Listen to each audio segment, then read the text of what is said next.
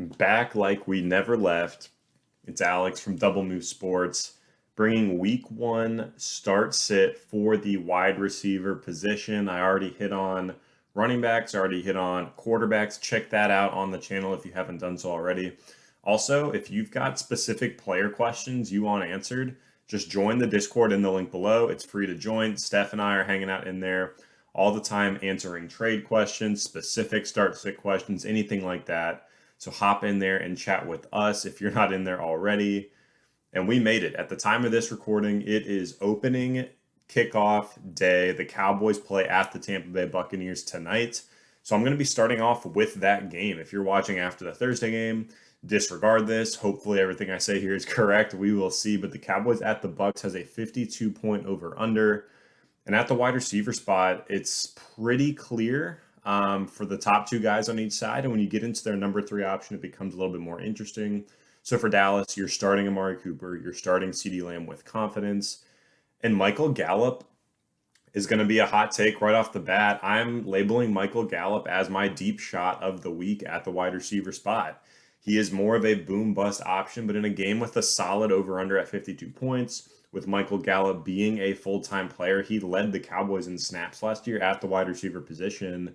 I think he could catch a couple deep balls. I think he could be one of those guys that gets a long touchdown in this game. So you're not starting Gallup over, your solid core options, over your Chase Claypools, over, your T. Higgins of the world. But if you're in a pinch, if you're in a deeper league, Michael Gallup's someone you can roll out there. So he is going to be my deep shot of the week, more of a boom bust option. But my fingers are crossed that Gallup can hit a couple big plays in this game.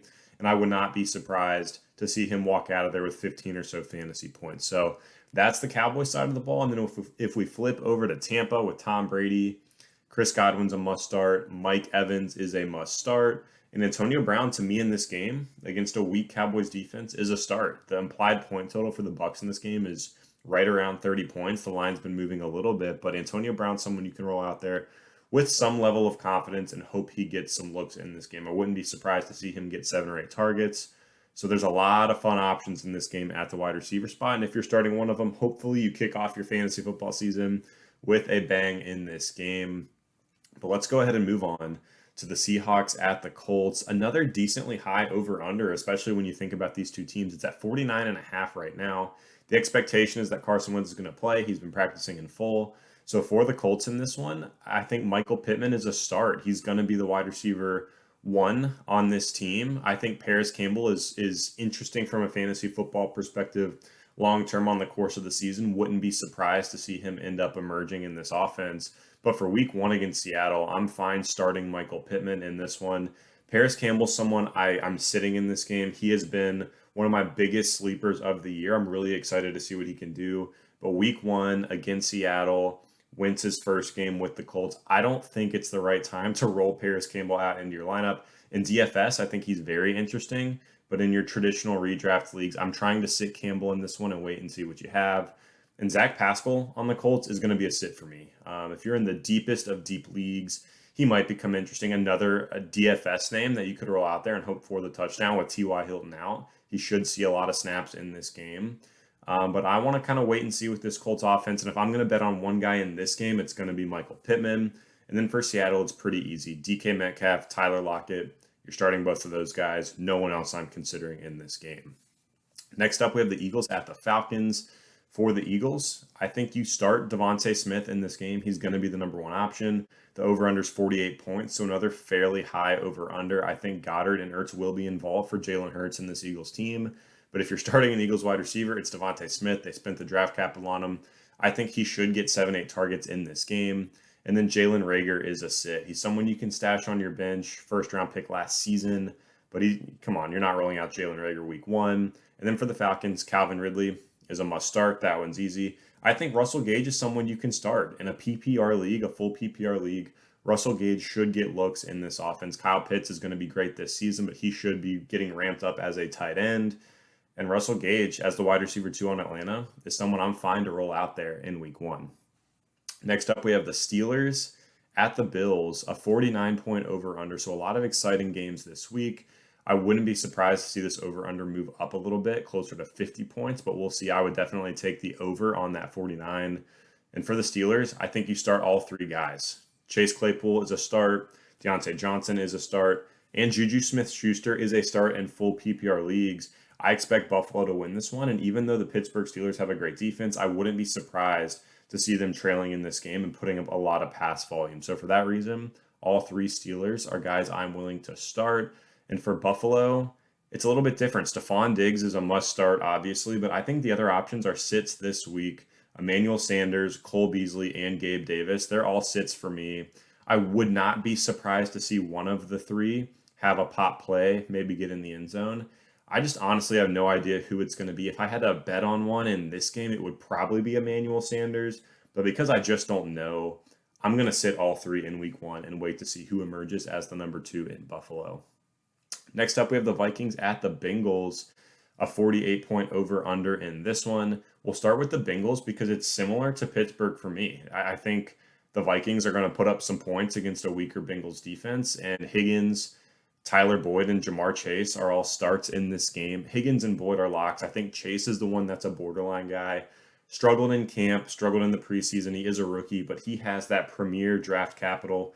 I think he's going to get involved in this offense sooner rather than later. So Chase is a start for me, someone you can flex in week one. And then for the Vikings, it's pretty simple. Justin Jefferson, Adam Thielen must start. So I think this game could provide a lot of fantasy football value in week one. We will see what happens with Kirk Cousins and Joe Burrow, both in that streamer range. I would much rather have Kirk Cousins. He was a start for me in the quarterback start-sit segment. And Joe Burrow, someone I'm trying to sit in this game, just coming off of that knee injury. But with Higgins, Chase, and Boyd all being starts, Joe Burrow is going to have to put up some yards and some points somewhere. So wouldn't be surprised to see 2, if not all 3 of these guys have good enough fantasy performances to get into your lineups. Next up, we have the 49ers at the Lions. This one might be a mismatched game, and over under of 45 points. The 49ers are the favorite. And for the Lions, we'll start there because it's pretty simple. Their receiving core is the worst in the NFL. Tyrell Williams is a sit. Amon-Ra St. Brown is a sit. It's not a good matchup. They don't have any elite options. I think TJ Hawkinson and DeAndre Swift are the only Lions you think about playing this week. Everyone else, you have to keep on your bench for now. And then for the 49ers, Brandon Ayuk is a start if he's healthy. He's battling that hamstring injury. TBD on whether he plays. I think he's trending towards playing, but we will see. I'm no medical expert. But if he's out there, you start Brandon Ayuk. Same for Deebo Samuel. He is a start this week against a weak Lions defense. I think all 49ers are very interesting here in week one. Next up is the Cardinals at the Titans. This one's going to be a fun game, a 52-point over-under. Ryan Tannehill is someone I really, really like this week. So for that reason, A.J. Brown and Julio Jones are starts. Not that they wouldn't be otherwise in a tough matchup. But for the Titans, it's pretty simple. You're starting the 2 studs. And for the Cardinals, DeAndre Hopkins is the obvious must start. And now it gets interesting with the other options. You got Rondale Moore, A.J. Green, and Christian Kirk. And I'm sitting all 3 here in week one. I wouldn't be surprised to see one of these guys emerge as the season goes along. I have some high hopes for Rondale Moore. A.J. Green, we'll see if he has anything left. Could be a touchdown threat this season. But week one, I just don't know who's going to pop in this game. Again, similar to what we talked about earlier with the Buffalo Bills and their number 2 receiver. I just don't know who's going to pop this week. Similar situation for the Cardinals. Between Rondale, Green, and Kirk, wouldn't be surprised to see one of them get in the end zone. But it's rolling the dice to figure out who that's going to be. So I'm trying to sit all 3. Next, we have the Chargers at the Washington football team. And this is a tough matchup on both sides. Both defenses should be strong this season. A 44.5-point over-under. We'll start out with the Chargers. Keenan Allen must start. That's pretty easy. Mike Williams is one of those flex names. He's in that Michael Gallup range. He's in that Michael Pittman range. And for me, I'm playing both of those guys over Mike Williams this week. He is a sit for me. Again, he is one of these touchdown, boom-bust kind of guys, but based on the matchup, I would prefer the other 2, those other flex names in week one. So Mike Williams is going to be a sit, and then for Washington, McLaurin is a must-start every single game, and Curtis Samuel's a sit. It doesn't look like he's going to play right now. He has had a lingering injury, and honestly, even if he is active, I'm sitting him. He hasn't been super involved in practice all of training camp, so even if he's out there, I'm not falling into the trap, and I'm sitting Curtis Samuel in week one. Next up, we have the Jets at the Panthers. A surprising amount of wide receiver options in this game for 2 teams that aren't expected to be very good. The over-under in this one's 45 points. We'll start out with the Jets against a weak Panthers defense. Corey Davis is a start for me. He is the number one on this team. He seems to have built a really strong connection with Zach Wilson. So he is the only Jets receiver I really feel comfortable starting in week one. Elijah Moore is a sit for me. Love this guy as a prospect. Think he's going to do great things this season and in his career. But in week one, I just don't know if as a rookie, he's going to come out there and light the world on fire, especially when he has been out of practice with some injuries. So Elijah Moore is going to be a sit for me. And then Jamison Crowder is a sit as well. I know he's on the COVID list right now. Even if he comes off the COVID list, it seems TBD at this point. I'm still sitting him in this matchup. I just don't feel comfortable with Crowder out there either, even in PPR leagues. So Corey Davis is a start. Moore and Crowder are sits. And then for the Panthers, DJ Moore is a start. Robbie Anderson is a start for me this week against the Jets. And Terrace Marshall is a sit. Similar to Elijah Moore, I love Terrace Marshall. I think he's going to make an impact this season. But as a rookie in week one, he's just not someone I feel comfortable rolling out there in his first NFL game. We typically do see NFL wide receivers in their rookie season take some time to ramp up. Even Justin Jefferson last year had a couple of rough weeks before he really got going. So based on the trend we've seen historically from wide receivers, I'm trying to avoid those guys in week one if possible, with Jamar Chase kind of being the only exception there. Next up, we have the Jaguars at the Texans, a 44.5 point over-under in this one. So a pretty low over-under. We'll start with Houston because it's easy. Brandon Cooks is the only option you're really thinking about at wide receiver, and I'm trying to sit him week one. The Jaguars defense doesn't scare me, but with Tyrod Taylor at quarterback, I expect this to be a low-volume game. Houston's already come out and said they want to rely on the run game with Mark Ingram, Phillip Lindsay, David Johnson, Rex Burkhead. So if they have Tyrod Taylor at quarterback, they're saying they want to focus on the run. This could just be a nasty game for Houston. So I'm trying to sit Brandon Cooks if at all possible. And then for Jacksonville, we have some interesting options. Laviska Shenault, one of my fantasy football MVPs this season, he is a start in week one. We saw him really be involved in the preseason with Trevor Lawrence. I think he's the most talented wide receiver on this team. Against a absolutely awful Houston defense, I'm willing to start Laviska Shenault. And with that being said, these two guys are tough, but DJ Chark and Marvin Jones Jr. are sits for me in week one. I think they're both going to play a similar role on this offense, and it's kind of going to ping pong back and forth between these two guys, between Chark and Marvin Jones. Chark is coming back from that finger injury, but he should be 100% healthy. But in that first game back, I'm trying to sit him if possible. And while Marvin Jones has been very strong, he's coming back from a shoulder injury as well. So while he is going to play and he does look healthy, I would just prefer Laviska out of these three wide receivers. If I can sit Chark and Marvin Jones this week, I would love to, but I will say in some DFS options, if they have a good price this week, like Marvin Jones, I know is a pretty good bargain. Maybe you consider him there. Maybe in a deeper league, they're guys you have to throw out there as a flex. I don't hate it, but for this video, there's just so many other options I think I like better in that flex consideration than Chark and Marvin Jones, so I'm going to label them as a sit. Next up, we have the Browns at the Chiefs, the highest over-under of the week at 53 points. And for the Chiefs, you got Tyreek Hill. He's a must-start every week. And that's kind of it at wide receiver. I'm sitting Mecole Hardman in this game. I'm not interested. I mean, he's going to have those games where he has 3 catches for 120 yards and a touchdown. I'm just not banking on that. I'm not super interested in Mecole Hardman this season long or in this matchup. And then if we flip over to the Browns side of the ball, Odell Beckham's a sit for me. And I know this game is going to be high scoring. The Browns are going to be passing the ball, but I think Kareem Hunt is interesting at the running back spot. Jarvis Landry on the Browns is going to be a start for me because I think he is going to get used a lot underneath. The Browns like throwing to the tight ends as well. You got Njoku, you got Austin Hooper, and Odell Beckham coming off that injury. I just don't know how he's going to look. So if I can, I'm sitting him this week. I just don't want to roll Odell out there week one, coming off of that injury, even in a solid matchup where there should be some volume. So OBJ is a sit. Jarvis Landry is a start. Coming down to the wire here on some of these matchups. Next is the Dolphins at the Patriots. I'm not really super interested in anyone in this game. The over-under is 43.5, extremely low. For the Dolphins, Will Fuller has that suspension, so you got Jalen Waddle and Devontae Parker. But in a tough matchup against the Patriots, I'm still sitting both of those guys in this game. And then for the Pats, you got Jacoby Myers and Nelson Aguilar. And with Mac Jones as a rookie quarterback, I think he's going to be fantastic in his career. But week one against a good Dolphins defense isn't really where I want to have to start one of these weapons at wide receiver. So if I can, I'm sitting Myers and I'm sitting Nelson Aguilar in this matchup. Next, we got the Packers at the Saints, which is actually at a neutral location in Jacksonville. But the over-under in this one's 50. This should be a fun game. Devontae Adams, obviously a must-start for Green Bay. Marquez Valdes-Scantling and Randall Cobb are going to be sits for me in this one. The Saints defense is a little bit stingy, and I just think this offense is going to flow through Aaron Jones. It's going to flow through Devontae Adams. The other names out there are going to be risky at best on the course of the season until we see one guy consistently emerge, if that even happens. So I'm sitting MVS and sitting Cobb. And then for New Orleans, Marquez Callaway is a start for me. I just think there's going to be funneled pass volume to Callaway. He's the clear number one now that Michael Thomas is gone. He showed so many flashes during the preseason, even had some good runs last season, had a couple of good games as well. So Callaway is a start. Even in a tough matchup against Jair Alexander, I think he'll get the target volume to put up a good enough fantasy football performance in week one.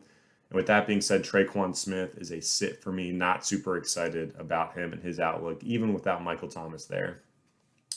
Next, we have the Broncos at the Giants, the lowest over-under of the week at 42 points.